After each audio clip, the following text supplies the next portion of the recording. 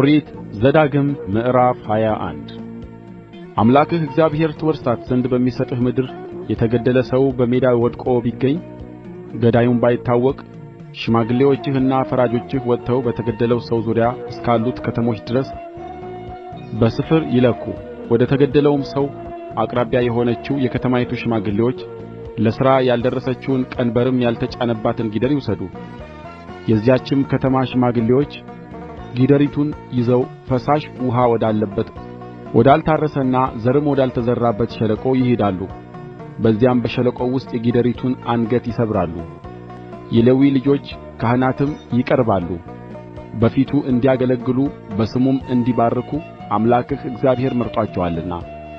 በእነርሱም ቃል ክርክር ሁሉ ጉዳትም ሁሉ ይቈረጣልና።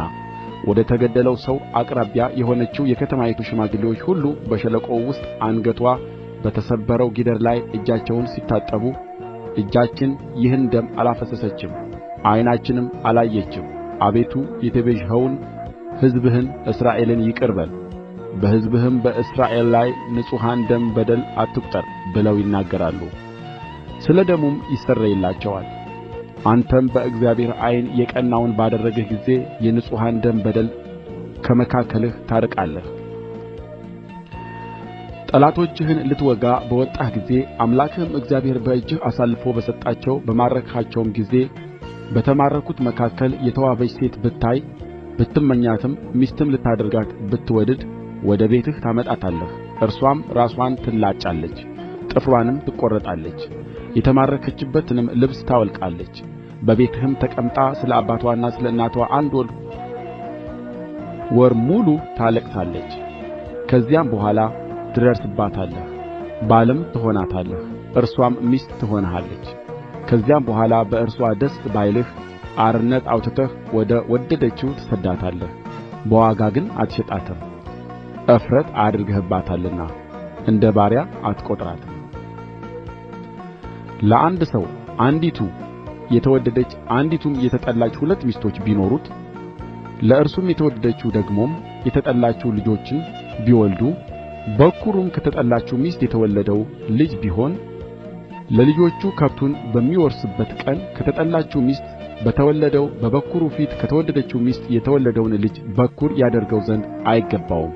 ነገር ግን ከከብቱ 2 እጥፍ ለእርሱ በመስጠት ከተጠላችው ሚስት የተወለደው ልጅ በኵር እንደሆነ ያስታውቅ። የኃይሉ መጀመሪያ ነውና በኵርነቱ የእርሱ ነው። ማንም ሰው ለአባቱ ቃልና ለእናቱ ቃል የማይታዘዝ ቢቀጡትም የማይሰማቸው እልከኛና ዓመፀኛ ልጅ ቢኖረው አባቱና እናቱ ይዘው ወደ ከተማው ሽማግሌዎች ወደሚኖሩበት ስፍራ በር ያምጡት። የከተማውንም ሽማግሌዎች ይህ ልጃችን እልከኛና ዓመፀኛ ነው፣ ለቃላችንም አይታዘዝም፣ ስስታምና ሰካራም ነው ይበሉአቸው። የከተማውም ሰዎች ሁሉ እስኪሞት ድረስ በድንጋይ ይውገሩት። እንዲህም ክፉውን ነገር ከመካከልህ ታርቃለህ። እስራኤልም ሁሉ ሰምተው ይፈራሉ። ማንም ሰው ለሞት የሚያበቃውን ኃጢአት ቢሠራ እንዲሞትም ቢፈረድበት በእንጨትም ላይ ብትሰቅለው በእንጨት ላይ የተሰቀለ በእግዚአብሔር ዘንድ የተረገመ ነውና ሬሳው በእንጨት ላይ አይደር። ነገር ግን አምላክህ እግዚአብሔር ርስት አድርጎ የሰጠህን ምድር እንዳታረክስ በእርግጥ በዚያው ቀን ቅበረው።